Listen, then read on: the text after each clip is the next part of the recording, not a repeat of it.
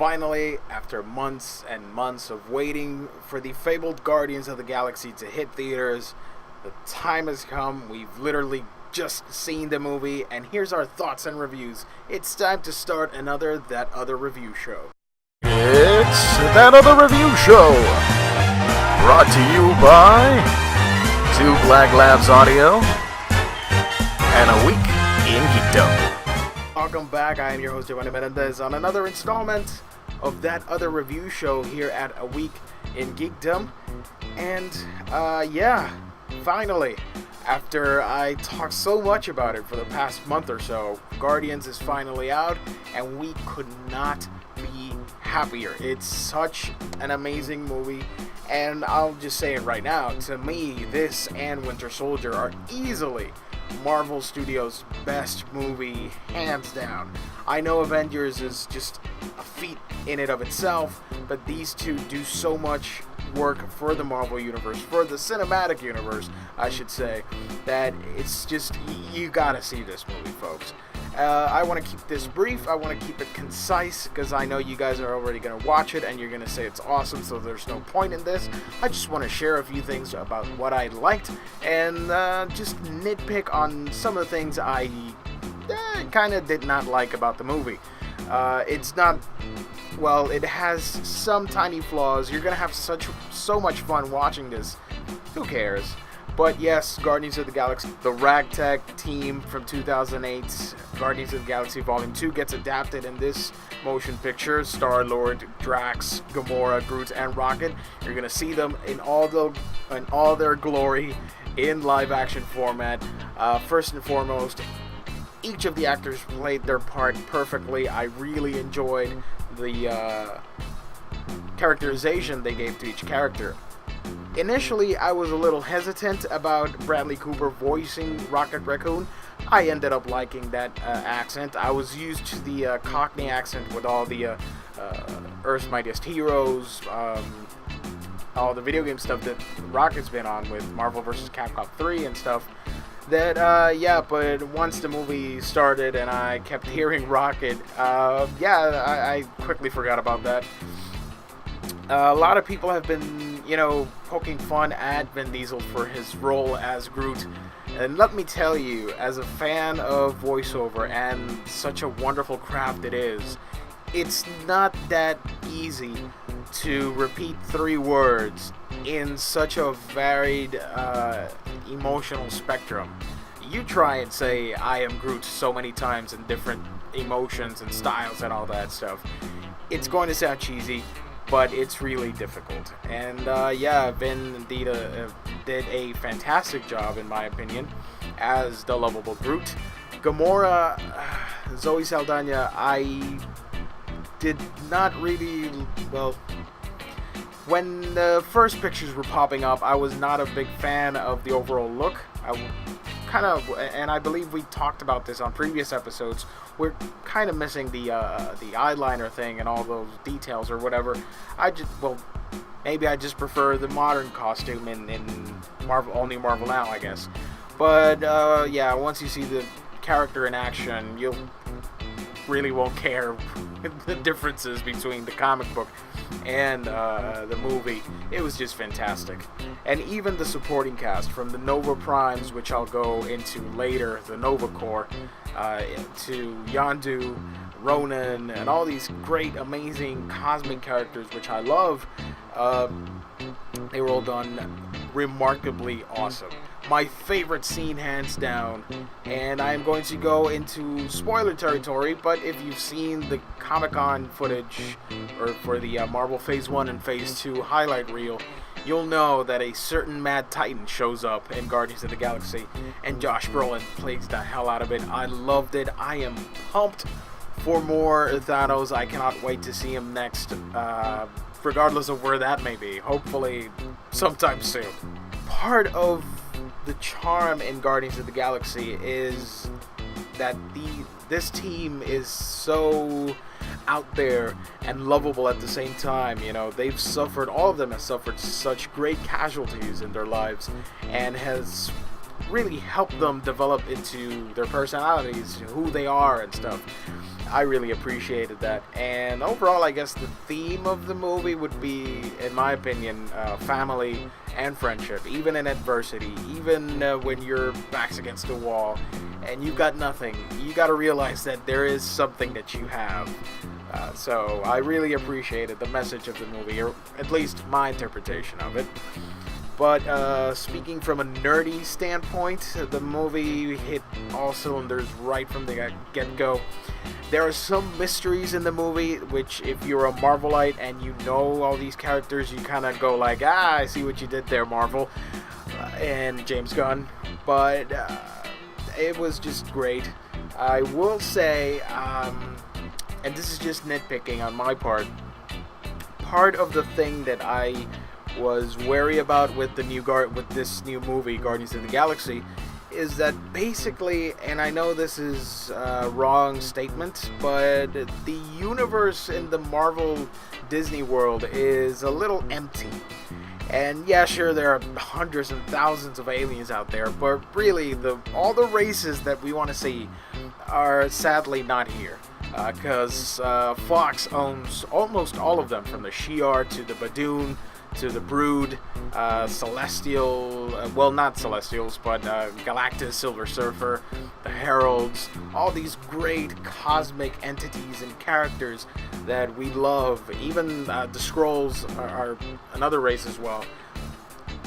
Sadly, we cannot see any of them in the Marvel Cinematic Universe, which is just a shame. I mean, the Badoon are so ingrained into the Guardians mythos, whether it's the original team from the 60s, or even this new one, or even the all-new Marvel version, the all-new Marvel Now version. Yeah, I was sort of disappointed by that, but regardless, we are getting, well, I guess instead of Skrulls, we're getting Chitauri and the Kree, so that's sort of like Kree versus Skrull, I guess. Some of the other things that I wanted to nitpick about, the Nova Prime, the Nova Corps, and everybody else, I really like them. They look amazing. However, the helmets look kind of bad in a cheesy way. I was sort of let down that this was more of a realistic take on the Nova Corps. You know, they're apparently powerless. The Zendarian people, the Zendarian cops don't really have much firepower to them except guns and stuff. So no helmets, no flight suits, no nothing like that.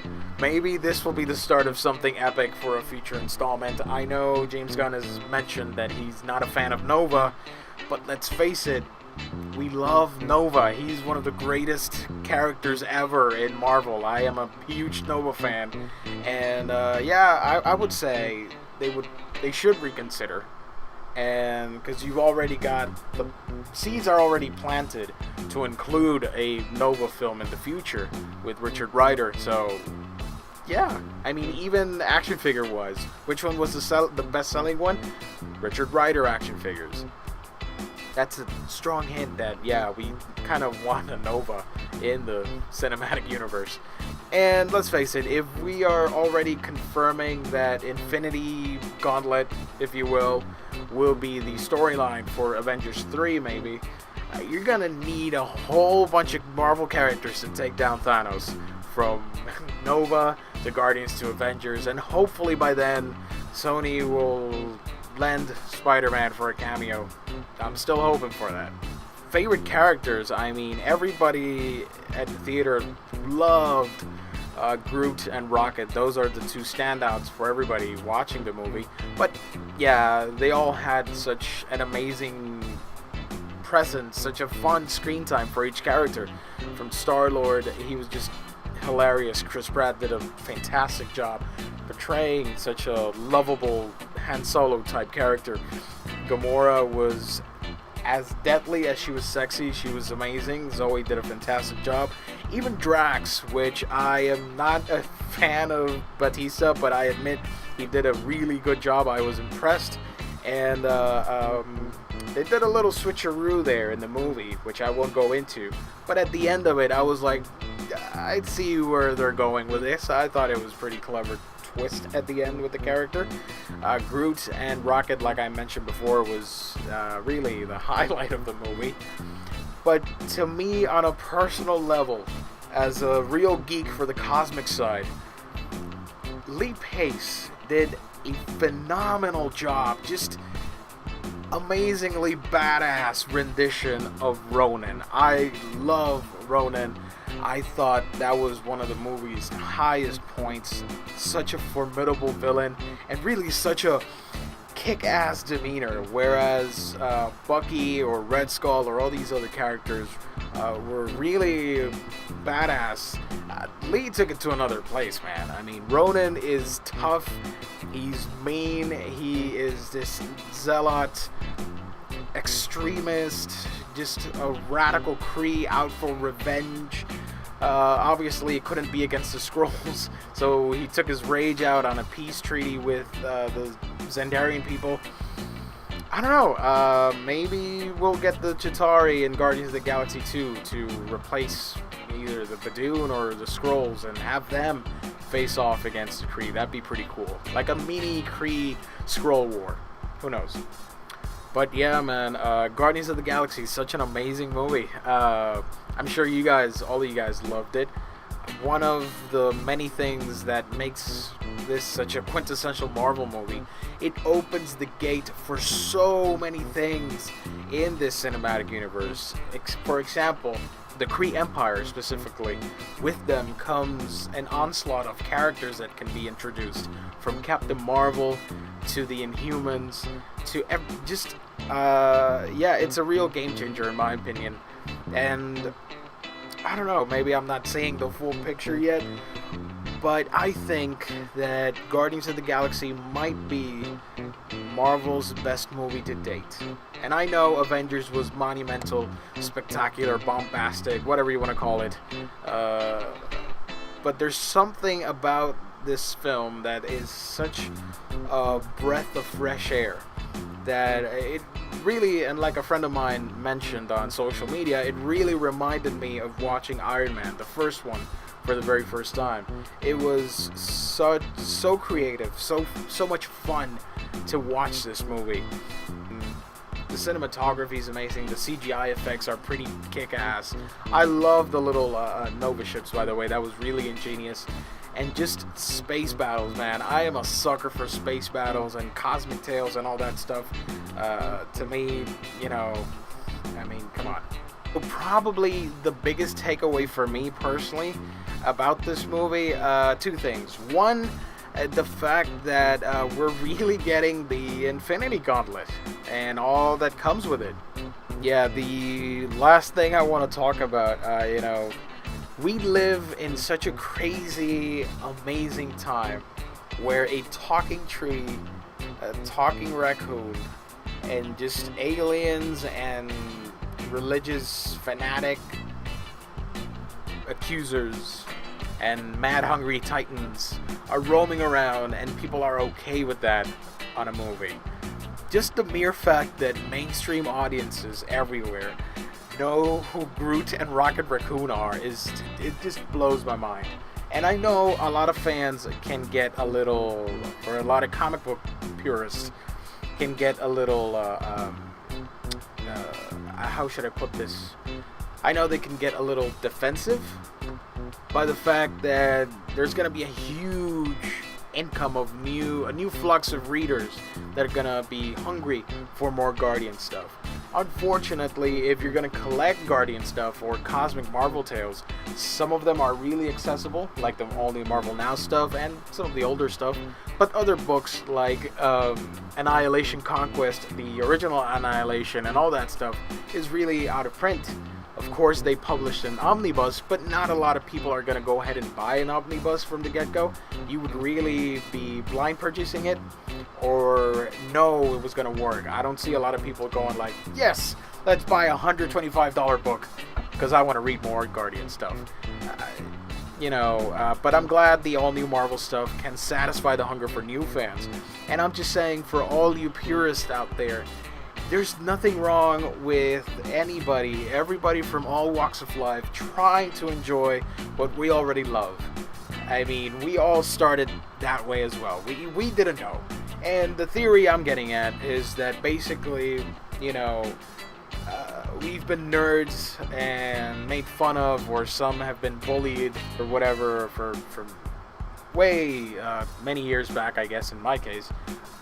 But to suddenly have all these great characters in movies and merchandise and all that stuff suddenly become so hip, and people actually buying them and enjoying them, and not reading the comic books and stuff, and then suddenly wanting to get into that stuff, but at the same time, while that stuff's cool, well, I'm not speaking for everybody, I'm just saying for some people, they can get into the Guardians of the Galaxy movie, but at the same time continue to mock and look down upon comic book nerds and nerds overall and all that stuff, and yet they share a common interest in the items they consume.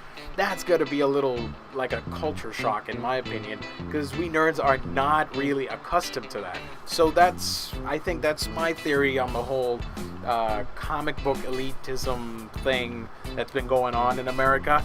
I don't know. I just read whatever I want to read, and if you want to read it, or she wants to read it, or whatever, just go ahead and do it. I don't really care. And if we can all love the same thing together, then it's going to be a much happier place.